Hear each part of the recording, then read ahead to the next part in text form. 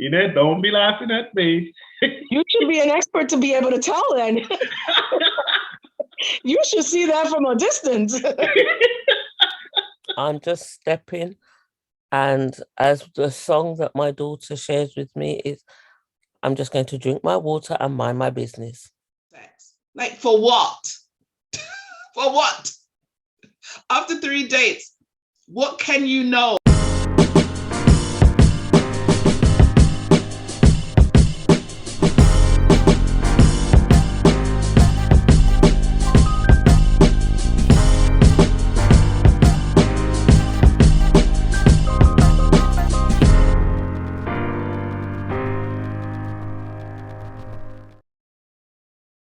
Like, subscribe, and share to Voices of Linden TV.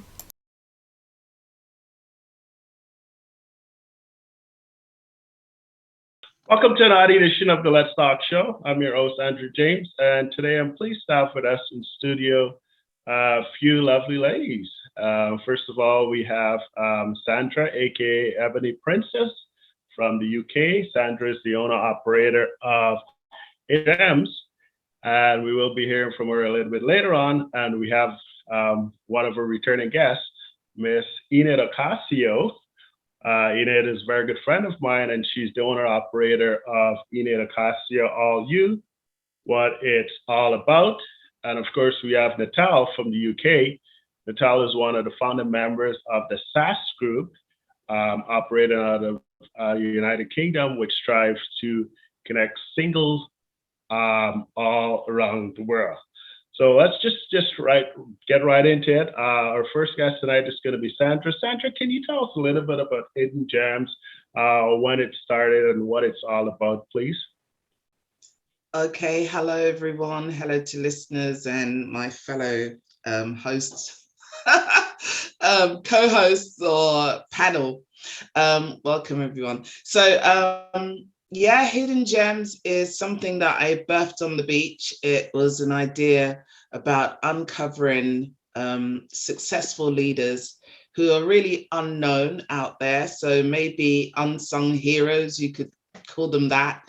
But really looking at people that are working in different sectors who really do a great job every day. They're out there on their grind. They are making a difference in other people's lives. And I wanted to just showcase those people and have conversations about what they do and what they do every day. And it goes unnoticed. And yeah, it was a concept that I thought about while traveling to Jamaica. So when I say birthed on the beach, I was actually on the beach in Jamaica and thinking, what could I do different when I come home?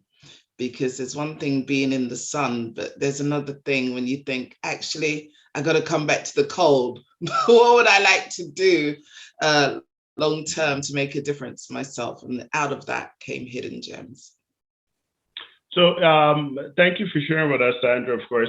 For folks who wanted to check out you and get in touch with you, you mind sharing your contact information and tell us a little bit more about your YouTube channel, if possible? I have a YouTube channel called Hidden Gems, but I also have a website. And you can go there or you can go to Hidden Gems. I'm also on Instagram as Hidden Gems. I haven't yet changed my Twitter feed, but yes, I will be on all social media outlets. You can get me on LinkedIn as well. I'm on there as Sandra Rodney, so you can see all the stuff I do in my career. So yeah, I am visible. If people need to find me, they can find me. Very nicely said. Next up, I'll go to Miss Enid Ocasio, who's the owner-operator of Enid Ocasio All You, What It's All About. Miss Ocasio, can you tell us what your business is all about, if you don't mind sharing with us, please? I sure will. Yes, absolutely. So again, thank you all for having me and for allowing me to speak on my business, which really stemmed out from my business with Avon. And, only because they were, and sort of what my work, my 9 to 5 is as well, which is dealing with victims of domestic violence, advocating for them and creating the awareness. But also Avon does have a force behind, the awareness and the against domestic violence. But that's actually where what it's all about came from. And so I just, giving women as well as men the encouragement, and just letting them know that they matter, that it is about them, that they do have to do self-care, that they have, that there's a lot that has been stripped from them. And so we're trying to just plug things back in, right? So self-control, self-esteem, I'm sorry, all that has been stripped from them. So many of times, with just a slip of lipstick, it can make one feel better, right? With the spurt of a perfume can make you feel better. And so, little things of that nature just to help people come back and know that they matter, that they are valuable, and that it is about them, and to make it about them so that they can then proceed on and, be successful in whatever they put their minds to. Very nice, you said. Excellent Yeah. concept, Enid. Very Yeah. good. Thank For you. folks who wanted to get in touch with you, can you put out your contact information if possible, and perhaps if you have a presence on YouTube or if you have a website information or something? Right. Well, my website is my Avon website, which is going to be www.youravon.com/E Ocasio, first initial, last name. And I don't have a YouTube. However, I am very active on Twitter, LinkedIn, Instagram, Facebook, all by my name. And I do post a lot of things of whatever the month is catered to. Thank you for sharing with us there, Ms. Ocasio. Next up, we have Nataile from the SASS Group. Nataile is one of the founding members. Can you tell us a little bit about your group and what you're open to achieve with your presence on WhatsApp, if possible, please? Well, what we do as SASS Singles Ministries is bring a lot of single Adventists, whether you're single through divorce, by choice, or literally because of becoming a widow, or a widower. We'd like to bring you all together and see what friendships and relationships can develop from there, and possible marriages. What is the age group like for your group? Is it a more diverse group, or is it younger folks, older groups, older people? I think the youngest we may have is in his late teens, early 20s, and there's no upper age limit. Okay, very good. Once you have a pulse, you're allowed. Okay, very, very nicely said.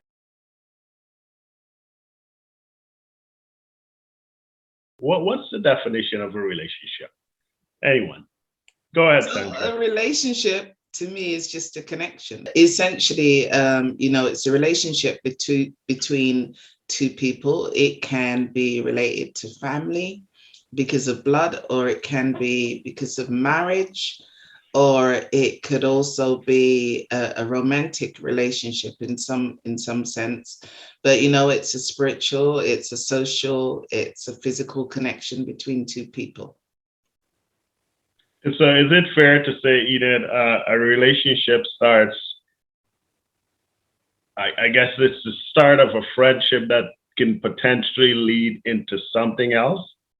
Absolutely, right. So it's formed from communication, as Ms. Sandra indicated, right? So two people or more, because it could be a group of people as well, who have formed a bond within each other with the form of a communication at first. Would you agree with that, Miss Nataile?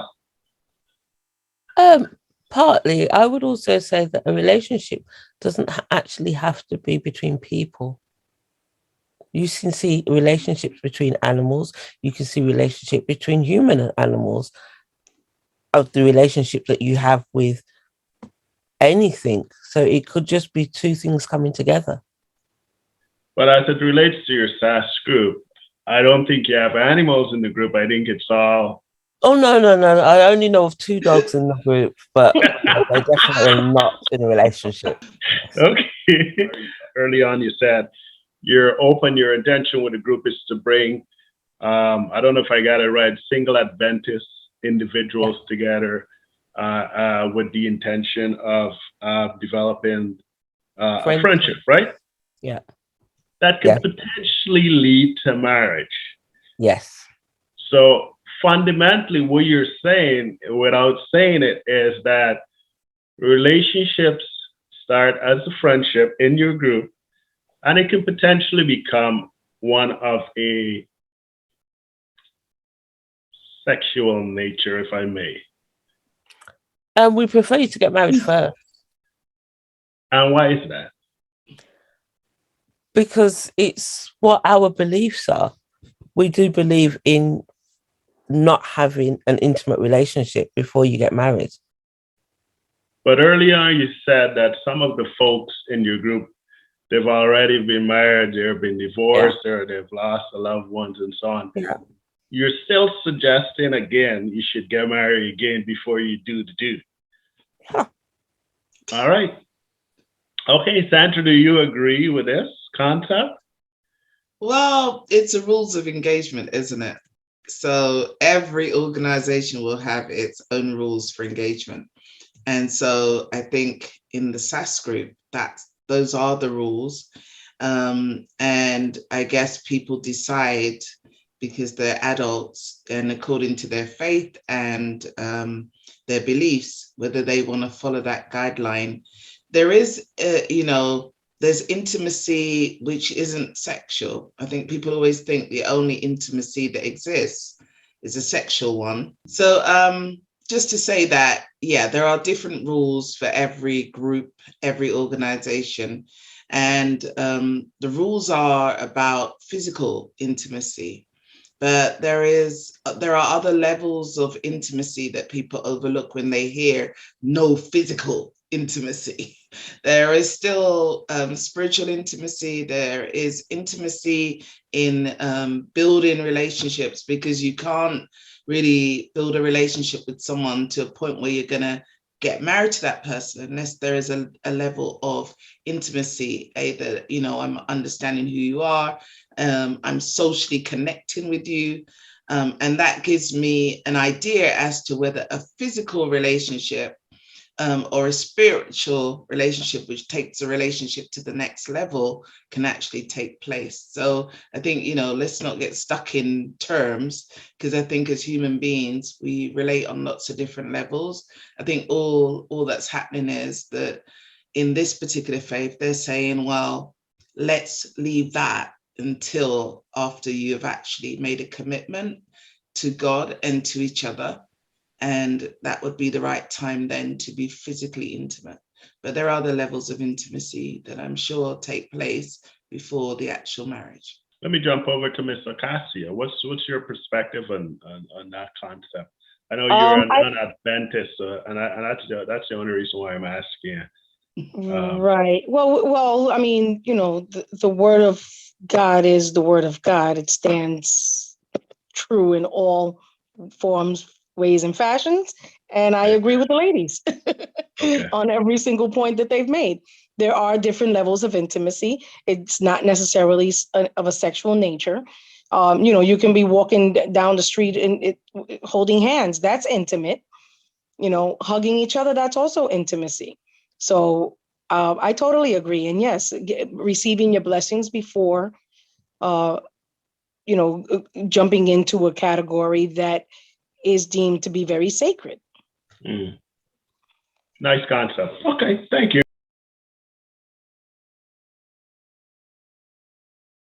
Why is there so many single women in, I'll say, churches in general?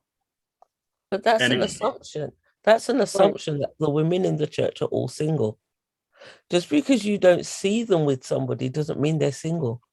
In my church, we have a number of women that come to the church, but their husbands go to another denomination of the same church, another branch of the same church, I should say.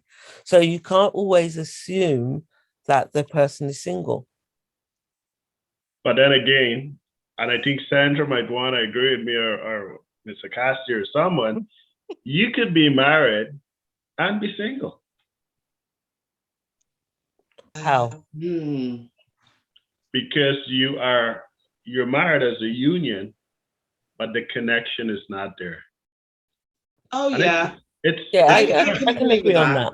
I can agree with that. So So- it's go ahead, Enid, I sorry. just wanted to say one is an actual fact and the other one is the feeling, right? So you are married, that's a fact, but you feel single because of whatever indifferences and things of that nature. Not that you are single, Right. because if you're married, you can't be single. That's you're either one or the other. So right? So you're married, but you feel single, and that's due to whatever, the disruption in the relationship is. Mm-hmm. Mm-hmm.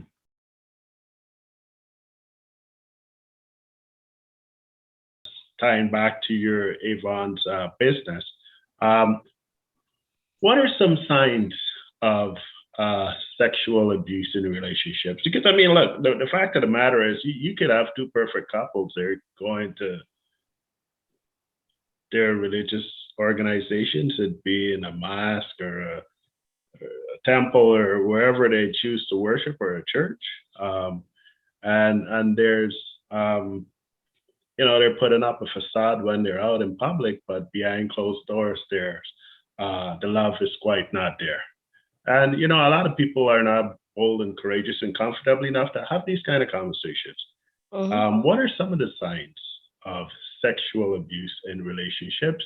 What are some of the red flags for folks who are in relationships? What should they be looking for?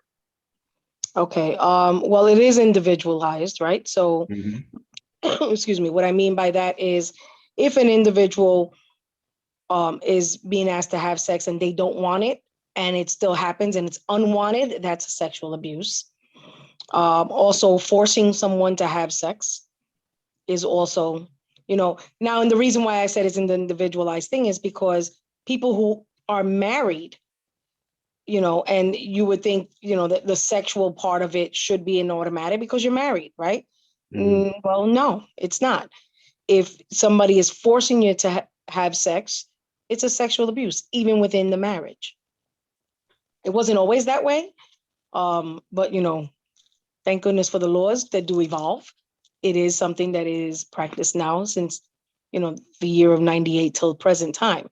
So forcing somebody, or just having it unwantedly, and when I mean unwantedly, it meaning like you feel like it's just an act that you have to go through, but you're not into it for whatever reasons. You may have had an argument. You may have not been getting along lately.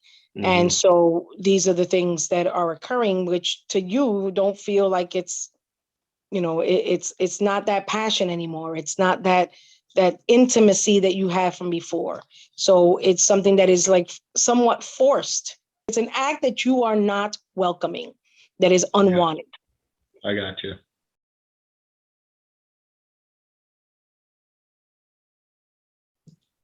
The interesting thing about sexual relations before you get into marriage is that what people don't talk about, people talk about what you experience when you do, when you wait, and there's all that whole drama about, should you wait, should you not wait? But what we don't recognize is that actually when you get into an intimacy physically with someone before, you really learn enough about them, is that you have this thing called soul ties. You become tied emotionally to someone who probably is on the move, and there is no commitment to you, except, this is how I'm feeling right now in this moment. So you're taking a risk with your body, you're taking a risk with your health often, and people don't want to talk about that side.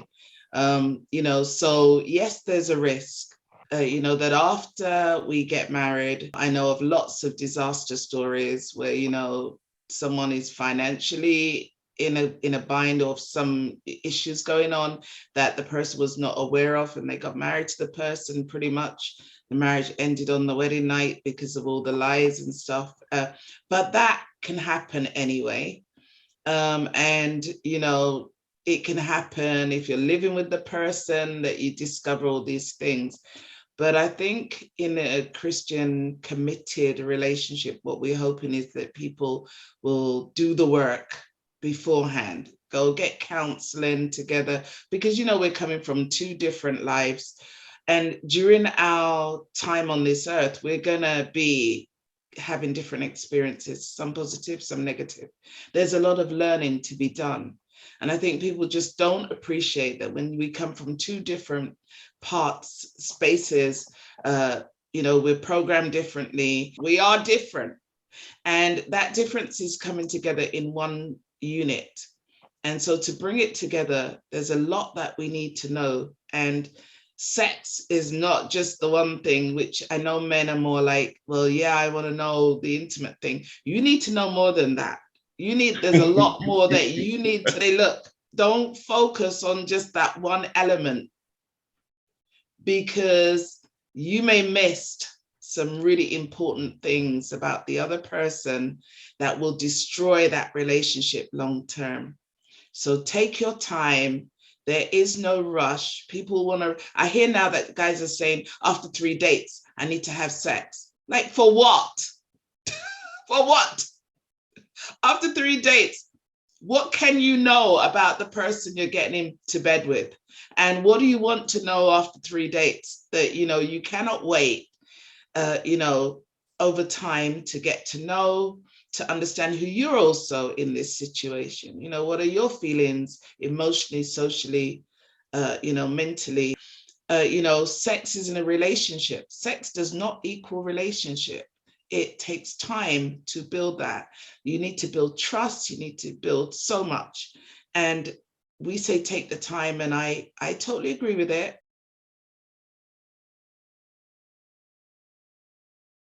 Some famous person wrote in a book that sex is the glue that holds a relationship together. Nataile, can you agree or disagree with that?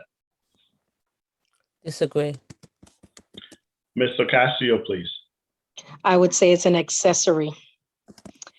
It's not the glue. Sandra. Well, if it was the glue, we would have so many more people in relationship long term. We would not have people disappearing after 2 or 3 sessions or a year. Now they say it is the longest that people can last is probably 6 months, and they're having sex. So where's the glue? What's going on with the glue? So I'll just put it out there. What is the ingredient to keep a relationship strong and together? What is it? Communication. I need a little bit more. Well, if you don't communicate, no matter what type of relationship you have, if there is no communication, there is no relationship. So is it fair then to say myself and let's say Sandra, we're communicating good today? There's a little bit of chemistry here. Myself and Sandra, let's hook up after this show. I don't want to say anything because I don't want to burst your bubble, but okay. I want to say that's a no, but okay. Well, as a person who constantly speaks to people, especially on this realm, communication is key. Now, communication is just not having the hello, how are you conversation. It's, you know, hi, how are you doing? What do you like? What do you not like? How would you like to progress in life? Where do you see yourself 5 years from now? And you see, that's communication, getting to know each other, knowing what each other's likes and not likes are. What's your favorite color? Where were you born? It's getting to know each other, basically, through that communication. And now along the way, what else is being added? Because other things need to be added, right? So you need respect to be added into there. And then, of course, the love factor is added into there.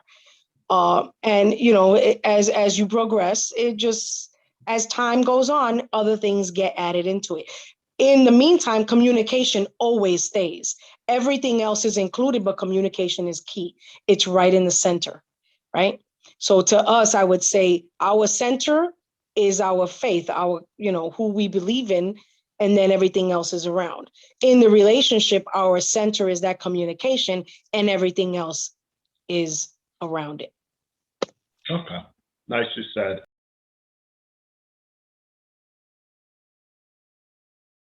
Nataile, what is the success rate of folks hooking up and I guess from the initial conversation in the group, getting to know you, what percentage of your participants do blossom their initial relationship into marriage, if I may ask? Well, SASS is actually had come away from another ministry. Mhm. And so out of the two ministries combined, we've had 6 marriages. Wow. This year or just? Since we started, and the first ministry started October 2020, and SASS started May 2021. Okay. Our latest marriage actually took place on Good Friday. We've had a few marriages across the groups. We started off a couple of years ago, as Nat said, around lockdown or just before lockdown. And during that time, people have taken the opportunity to build relationships. They've got to know people in the group. We have spent hours, absolute hours, talking, praying together, sharing with each other, and being a friend during a time when people could not meet other people. So there has been a lot of communication that has gone on, and we have learned a lot about each other during the lockdown.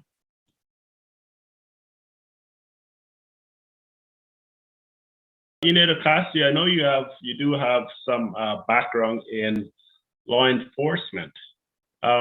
What are some of the signs individuals should look for to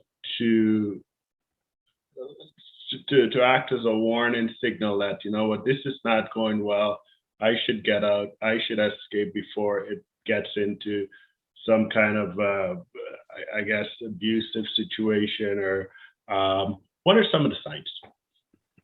Well, definitely the signs of feeling uncomfortable in your own home is a big one, right? When you're dreading to even go home, that's a problem, because a home should be safe haven. That should be where your peace of mind is, right? And if you're not getting that, then that's a sign. But even in just the person in and of itself, where they're not making you laugh anymore, you're constantly angry. Everything becomes an argument, a disagreement. Those are all signs. Now, someone from the outside. If I was to see Nataile and Sandra every single day, and I know them as bubbly people and very talkative and very interactive, and they become very silent, shut off, distant, that's a sign. What's going on? What's happening? Silent treatments, where again, if a person's very talkative and now they're not. So these are the things that even at work, when I speak with supervisors, these are things to look out for. In the productivity realm, is the person doing their job? How is their absenteeism? Are they always late? Are they not even coming at all? So there's a lot of signs depending on what nature we're looking at. In the relationship in and of itself, again, you can always, your partner, their mannerisms. If something changes, okay, well, question it. If you still don't have a definitive answer, there's something wrong there.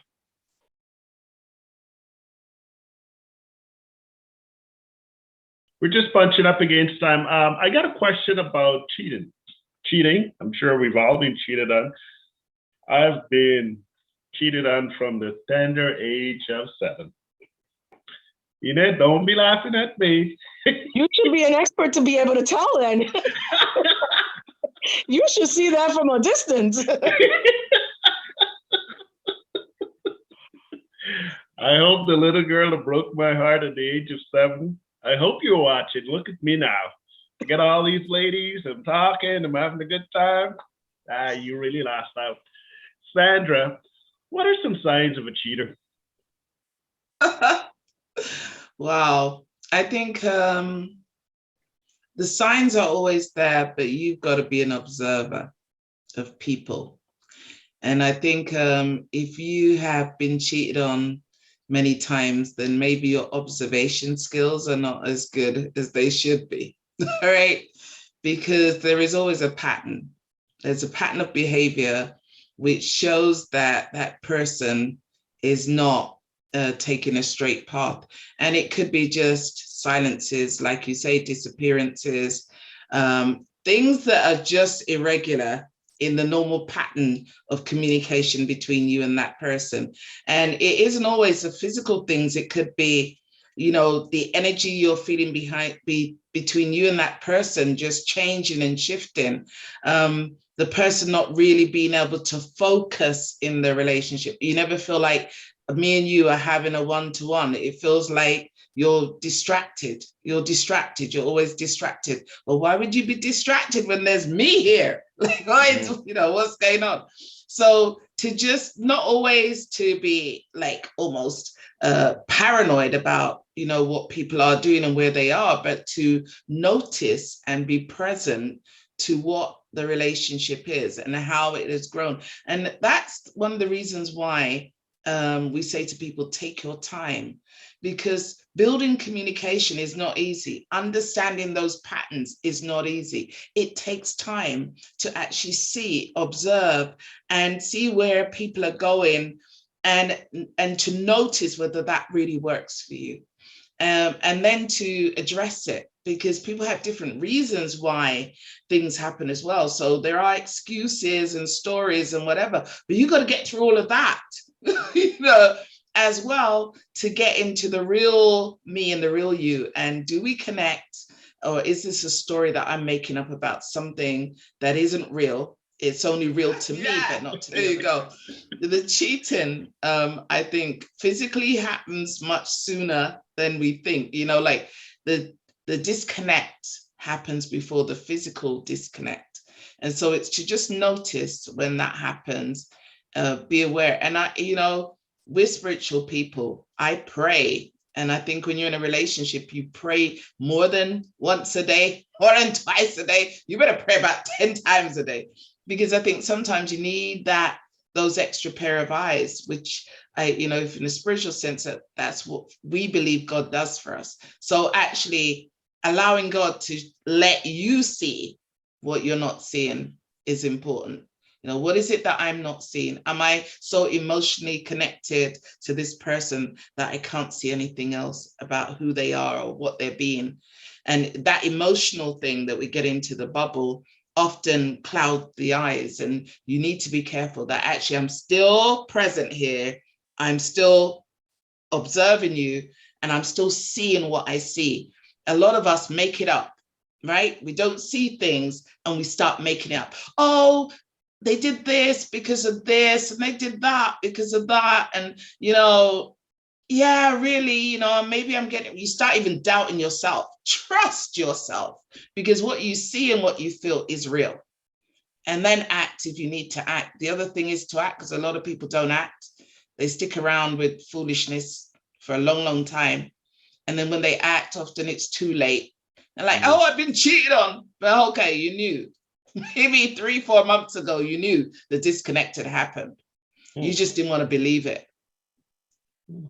Most people are usually in denial, I guess, the first little while. Ms. Ocasio, what are some signs of a cheater? Sandra had mentioned some of them as well, but just again, as I indicated earlier, the silent treatment, the not giving you the attention. Your daily routine is not the daily routine anymore. Mm-hmm. If you called me for my lunch every day and all of a sudden now you don't do it anymore, or you haven't done it in a long time. I mean, these are it to each couple, it's individualized because you have your own ways of being. So whatever it is that is lacking in that relationship, right? Whatever, again, as I indicated earlier, the being snappy, arguing for little things, making a big to do out of nothing. But definitely, I mean, what are the most clear signs? Coming home late, no explanation, perfume scent on you, lipstick, same vice versa for the women, men perfume, whatever the case. Those are all signs that, there may be someone else of interest. Okay, very good. Last but not least, Miss Nataile, what are some signs of a cheater? If you care to share. Yes, I have been cheated on before. And he paid more attention to himself, to his personal appearance. Because yes, he was at a certain level with me, and then all of a sudden it was the new suits, because obviously he didn't want to be seen in these tired suits that he would wear with me, with her. And then I noticed that he was shining his shoes every single day. He used to do it every other day. Then he was doing it every day.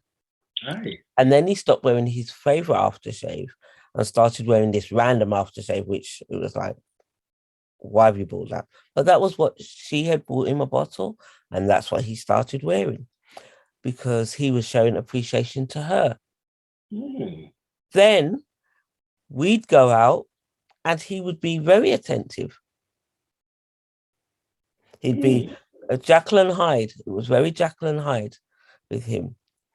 And so a lot of it was the guilt that he felt that he was cheating on me. Didn't know that I knew.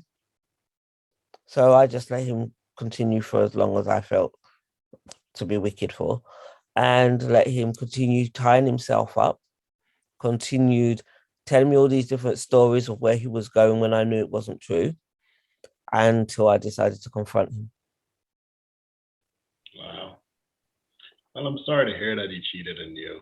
I was too forgiving. Okay. I gotta say, most of us are, right? That's probably why it happens a lot to us, because we sort of don't want to see what's right in front of our eyes. And so we tend to forgive. And not only that, so let's bring faith into this, right? Because the word does say to forgive. However, it doesn't say to be misused or abused. Right? So we have to draw the line. Sandra, let's say, you're in the SASS Group, you meet this fine guy, the communication skills is there, he's wearing nice suits, he's wearing nice shoes, he got a talk show, he's at the top of his game, he's a gentleman, he's in the church, he knows the Bible from Genesis to whatever the last one is, Revelation or Exodus or something. He knows it all. He knows everything. He's Adventist, he's going to church, he's in the welcoming the Sabbath. He's doing Genesis to Revelations, by the way. Sorry about that. No, I'm sorry. I'd have to question if he truly knew his Bible, if he thought the Bible ended at Exodus. Well, clearly Andrew is not reading his Bible. Exactly. You need to go read your Bible. He stopped at Exodus. That was it. He stopped. I'm sorry. I tried not to. Sandra, he's the best thing. He's the best thing. He's the best brother. He knows how to praise, Bible studies, the prayer meeting. He's everything. And he cheats on you. How would you deal with that? He's the best guy. He's liked by everyone. He's the head of whichever ministry of the church that he's the treasurer, or he's the first elders. I don't know. He's the biggest shot in the church, whatever the biggest office he has. And he's cheating on you. How would you deal with that? Well, no different to how I would deal with it with anyone else, because as human beings, we're just human beings, whether we're in a church situation or in a world situation, we are just people. And so if you are cheating, I'm going to call you out and we're done. You need, I could do like, yeah, we can do the forgiveness the first time round. Maybe we can give you a chance. But I think relationships are about trust fundamentally. And when you break someone's trust, that's it. Like, the trust is not an easy one to achieve. And when the trust is broken, the relationship really technically is over. Because without trust, there's no relationship. That's a saying that's been going around forever, right? And it's fundamentally true. If I can't trust you to be where you are, you might not be even in my town, my city. A lot of people are now dating people online. If I cannot trust you to be honest, to be who you say you are, to be where you say you are, to do what you say you are doing, it doesn't matter whether you're in my town and you live down the road, or if you live 500 miles away or more, it's the same situation. You cannot be trusted. And so that's my thing. Like, I can trust you, but you got to be able to trust yourself to be in a relationship with me. And that trust means that you got to have integrity. You got to know what that's all about. And I have met people in the church with no integrity, and you're not able to trust that person, and it's over. I'm out the door, right? Because for me, where do you start to build a long-term relationship where there's no trust and that person has no integrity? Are they prepared to lie? Sometimes it's not even that they cheat on you, they lie. And lying for me is a big one. You're gonna lie, no, I'm sorry. That again is a big trust issue for me, because how can I got to know what's going on behind my back. I got to know that when we're out together, that people see us and they see us together, we're a couple, and they're not seeing me, and there's something else they're seeing, because you got a different thing going on here. We've got to be unified in this relationship. We can only have that if there's trust. And there's honesty. Really important to have the honesty too, because I think some people think honesty is bought. Just the fact that you're with me. Believe I'm honest. I'm being honest. No. You build that. And when you break it up, you break that trust and the honesty is broken. It's very hard. Even though we have forgiveness, it's very hard to trust again in the way that you did before. And so that affects the relationship. And I think sometimes then it's a slow ride to a finish. So you don't care about the head of the men's club or the men's ministry, or you don't care for Sandra collecting the offering or whatever so you don't care about his office in the church. You don't care about the public shame. You don't care about Sister Bob's talking about, look, the first Sandra and his wife, they're having problems. You don't care about all that. You're out. Well, because you know what? You have to live with that person. You got to wake up with that person. And I think it was Enid that was talking about, or you were asking at the beginning about this, people being together, but not being together. I call it living like bookends. All right. So you have people who are married and one person will be at one end of the church and the other person's at the other end, or they're going to different churches. They're not even sat together. That's an indication that they are not together. They're not unified.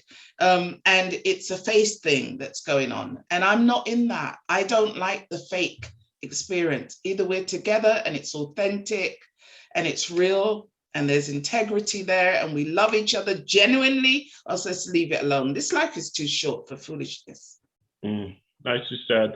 Let me jump over to Enid. Enid, we're married. We're doing good. We're stirring up Enid Ocasio, all you, what it's all about. We're making money. We're doing great. We live in California, driving 2 nice cars. I decide, I'm going to jump the fence a little tonight. I'll go spend some time with Sandra and I'll come home to you tomorrow. Enid, you find out that I'm cheating on you. What would you do? I'm out. There's nothing else for me to say. Give me a chance, baby. I made a mistake. Sorry about that. I'm not going to do it again. And this is because this is the stance I'm taking now. I too had infidelity in my marriage. And I did the forgiving, and it happened again, and I did the forgiving again, and then it happened again. And the third was that I was like, first one's on me, second one's on you, third, there's no third, so I'm out. If this, and of course, when I find out, we can have a conversation. What happened? What did I do wrong? What went wrong? What was lacking? That, you had to fall out. Many of times it's nothing. They're just being distracted, or they just want to venture out. I can only speak about myself. I was told you were perfect. There was nothing wrong with you. It was me. Okay. Deuces. All right. There's nothing wrong with me. It's all you. Because and I'm not trying to be funny, but I would consider myself a good catch. I have a business, I'm educated. I gave my time. I gave my efforts. I dedicated. I went above and beyond. And you still decided that you wanted to water the other grass instead of continuing to water this grass. And so therefore, at that point, then you know what? We can mutually agree to just part. And let's not just keep doing this, because as Sandra said, life is too short. But not only that, with so many things that are occurring, silly you that you're not really thinking and protecting yourself to many of things that can happen. But I know that I'm not going to bring it in here. I'm not going to allow for it to be brought in here. Nice. So zero tolerance. One strike and Zero. you're gone. Right. That's, and because, as we indicated earlier, we having this conversation, it's not jumping straight into bed, right? We're having these conversations. We're having the building of a friendship. And that's why I tell my young adults, build a friendship between, amongst you both, and then you keep growing from there. So the respect, the loyalty, the honesty, all that in that communicating factor. And then, of course, as Sandra indicated, the integrity. Don't make me look like a fool.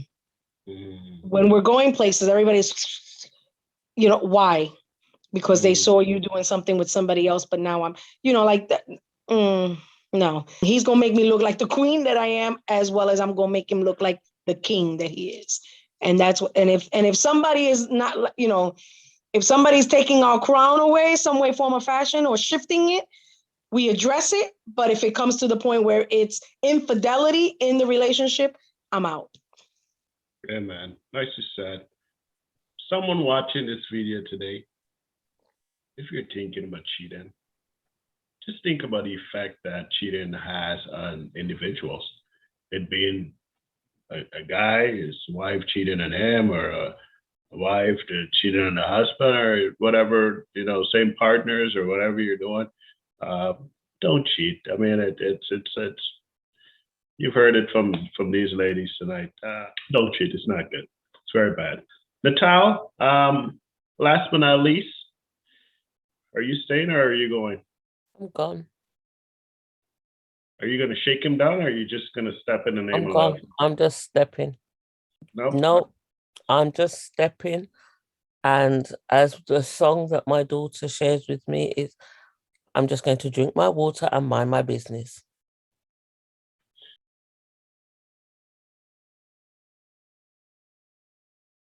Ladies, I want to thank you very much for sharing, for being real. It's my hope and my intention of having this conversation that I look forward to having future discussions, that this will be a blessing to somebody. Somebody watching this today, if you're cheating, maybe, and you haven't been caught, stop. And if you're planning on cheating, it's not a good idea.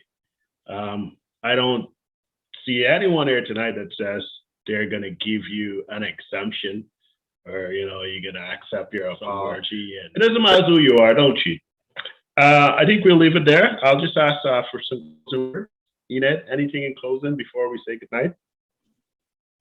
Yeah, just build communication. Wait till the time is right, and you will know when the time is right. Nicely said, Enid. Thank you so much. Nataile, anything from your camp in closing? No, just that the only thing I can think of is the fact that if anybody out there is going to cheat, think of the effect that it has on your children if you have any. Nice. Because a lot of times people forget the children. Sandra, anything in closing from your camp? Yeah, I think one of the good reasons not to cheat is because you can really severely impact the health of the other person that you're involved with. So people bring diseases. And in this day and age, we need to not forget that that happens, especially as a lot of people love to have unprotected sex and they think it's still okay to come back to the partner that they're with. So, you know, whatever you're doing, be mindful. And I think, you know, if you're in a relationship, keep praying that God sustains you, covers you, and keeps your eyes wide open. Mm-hmm. It's a famous cheater. Can't remember his name, but he might be watching this video tonight. This person cheated on his wife, and when you cheat on your wife, you just don't cheat on your wife, like Nataile said, and all the ladies, Sandra and Enid said as well earlier. You're cheating on your children, you're cheating on your family, you're cheating on your church or your religious organization, your mosque, you're cheating on your community. It's not just yourself and the other person. It affects everybody. It affects everyone. Cheating is not good. Famous cheaters cheating all over, jumping all over, and guess what happened? It affected his children. He had kids with his wife, of course, and a lot of his kids, they got in relationships, and the earth of their father, or the sin of their father, affected their relationship. It's a term that's referred to as generational curses. So you might not feel the impact. It might not affect you. You might be slick Willie and that got caught, but someday you're gonna have to give account. Just in closing, don't cheat. Be a good husband, be a good wife, be a good partner, be a good person, and build good relationships. Reach out and get help. As Enid said, counseling is available. There's so many resources that you can access if you're struggling. And if you're in a relationship as well and it's not going well, don't be afraid to jump out. Life is too short, like Sandra said. Get going. Join the SASS Group, and maybe you can find someone in there. Good night. Thank you for listening. And Sandra, if you want, you can close in a prayer if you're open to doing so. Okay, I can do. Okay, let's just pray. Our Father and our God, we just thank you so much for the opportunity to get together, to fellowship, to have conversations which help us to learn and grow. I thank you for the learning and the growth that has happened as a result of this show tonight. I pray that anyone who's listening will actually learn, and that there'll be more marriages that are stable in the future. There'll be more interactions that are honest, and that people will have integrity in all of their interactions. This is my prayer in Jesus' name. Amen. I want to take this opportunity to thank you for being a part of our show. Yeah. Thank you, everyone, for your contributions, and I look forward to talking to you in the near future. God bless y'all. Stay safe, and we will be in touch.